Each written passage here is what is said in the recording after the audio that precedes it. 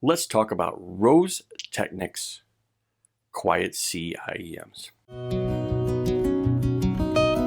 Hey, welcome back to the thrift shop. Thanks for stopping in. Today we have the Rose Technics QuietSea IEMs in the house. Thanks to Rose Technics for sending these out. All thoughts and opinions are mine. They didn't ask me to say anything otherwise, so let's get into it. Great. Rose Technics has kind of come on the scene in a storm the past, I don't know, 6 months or so. So this in their lineup is a little bit of their more inexpensive version. On the Rose Technics website, they are listed as $100, on sale for $50. Although if you go to Amazon, link down below, it'll be $39. That's right, $39 for this IEM, and I think that is an amazing value, and we are going to talk about why. So first, let's look at the IEMs. Quite nice here.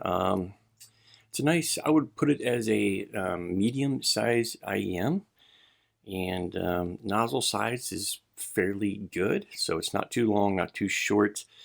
Although they are weirdly kind of oblong. I don't know if you can see that or not. It is not cylindrical.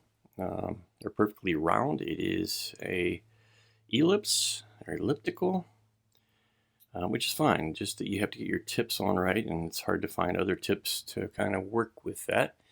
The cable is rather nice. Let's see here.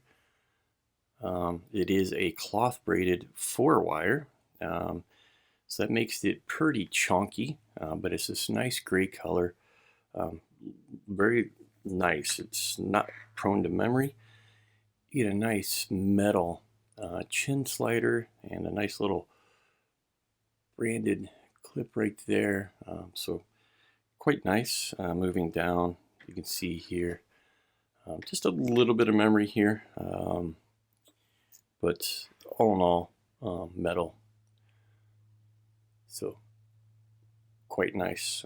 Has their branding down there, so not sure why. I've never seen that on IEMs, at least IEM cables. So for the price of $39, you're getting a really nice cloth covered cable, although sometimes cloth covered cables can be microphonic, so if you don't have things playing, you can hear the sound of that coming through. This wasn't as bad as some that I've heard, but it is noticeable and something noteworthy. But to get, metal ends, 2-pin connectors on it, and nice metal ends and metal chin sliders for $39 is quite remarkable, quite honestly. Let's see, the outside box, it's nothing remarkable. Kind of a all black box. You do have to tear it open, which is kind of a crappy thing.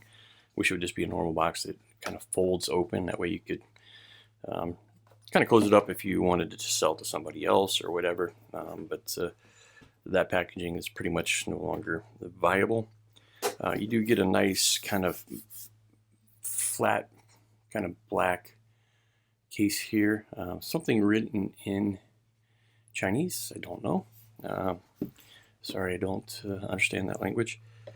You do get a nice card inside, which is the same as the other one that I reviewed. So it gives you a nice diagram of what's going on. So you have one 10mm single dynamic driver in here. As you can see, the IEMs would have been located here. I do have a tool here. I'm sorry, I mentioned they were 2-pin. They're not. They are MMCX. I'm going to try to pop those off. So it is MMCX, and you do get a little device that you can pop in here and pop these baby out, which is the first time I've seen one of these.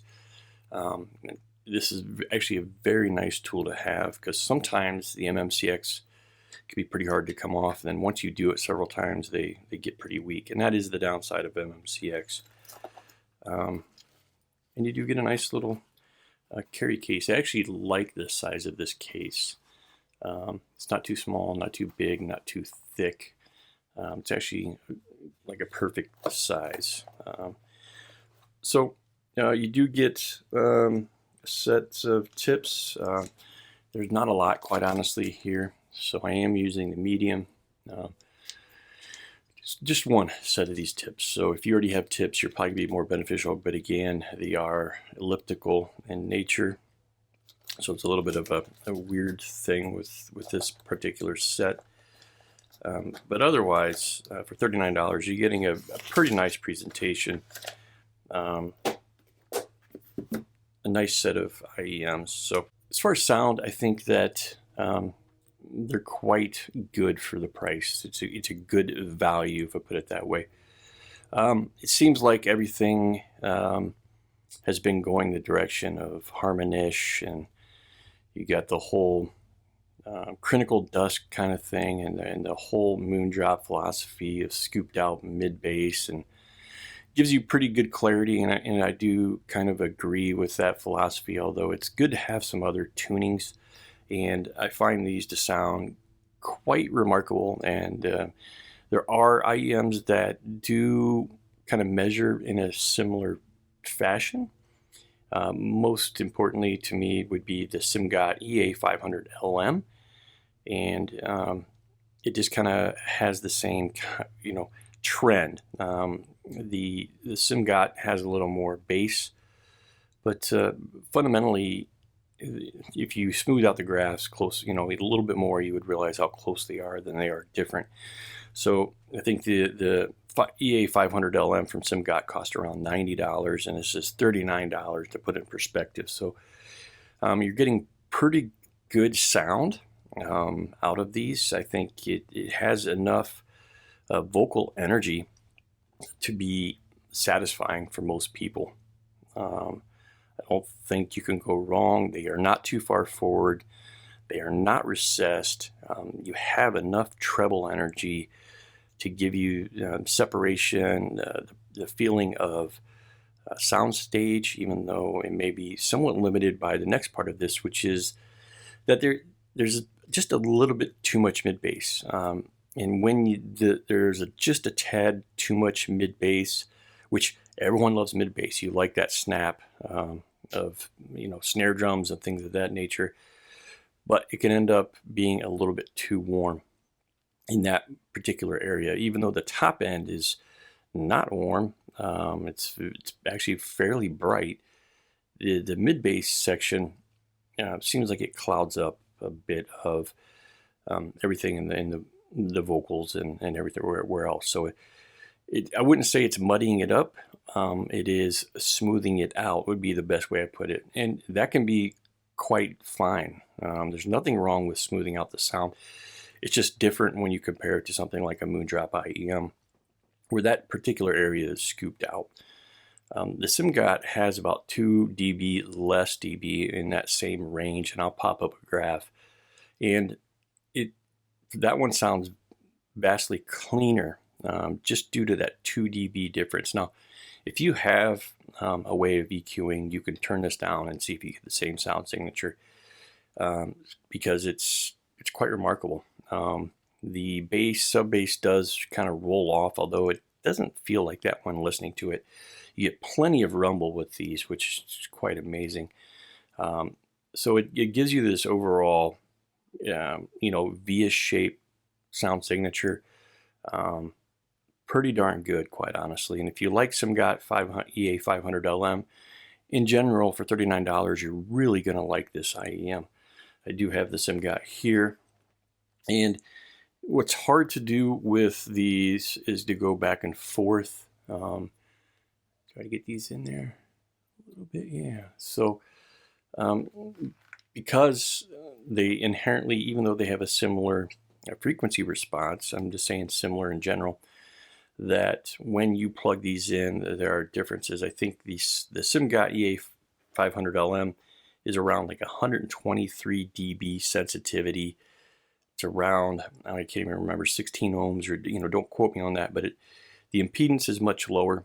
These are around 32 to 33 ohms of impedance and about 99 dB sensitivity. Still relatively easy to drive. Both of these are very easy to drive. The SIMGOT just much easier to drive. So when you plug it into your DAP here, the Hibby R3 Pro Saber, you have to turn things up to get equivalent sound out of them. So you might plug the QuietSea into the DAC right after the EA 500 LM, and all of a sudden you're like, this doesn't sound as good, but you're just not getting as much sound out of it. You turn it up, they sound very close to each other. I would give the SIMGOT EA 500 LM a little bit more soundstage, a little bit more leading edge definition, just because of that mid-bass hump that is in the QuietSea. Nothing wrong with that. It sounds great. And for $39, really, you cannot go wrong with, if you're new into the hobby and you want to get a great IEM for $39, the Rose Technics QuietSea is amazing. You don't look back. If you want to upgrade, sure, go to the SIMGOT EA 500 LM. You'll notice a little bit of a difference. Other than that, you're going to have to go much higher. Now, on my chart, before we go, I threw in one of my, if you pay attention to the body within my videos, I rank a lot of the items that I like, I've listened to, or I've owned. In this case, something that I've listened to is the Effect Audio Elysian Gaia, one of my favorite IEMs ever. You will see the scooped out mid bass in that, and that is the difference between the Rose Technics QuietSea and the SIMGOT EA 500 LM. Very big difference there. But when you get to the treble area, you'll see, even though the peaks are a little bit different, it gives you that same kind of top end energy, that liveliness that I really enjoy. The Gaia, has a little bit more of a vocal presence, a little bit more forward, and you have that scooped out mid bass area that makes it feel a lot more open, a lot more clear, and that's just in tuning. So just want to throw that up there because that is a $1,300 IEM, and this is a $39 IEM, to put this in perspective.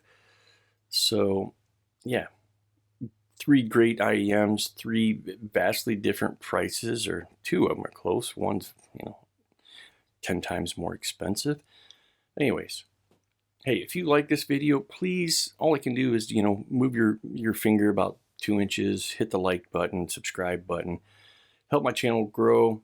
This helps me keep doing what I like to do and bringing you more content. Peace.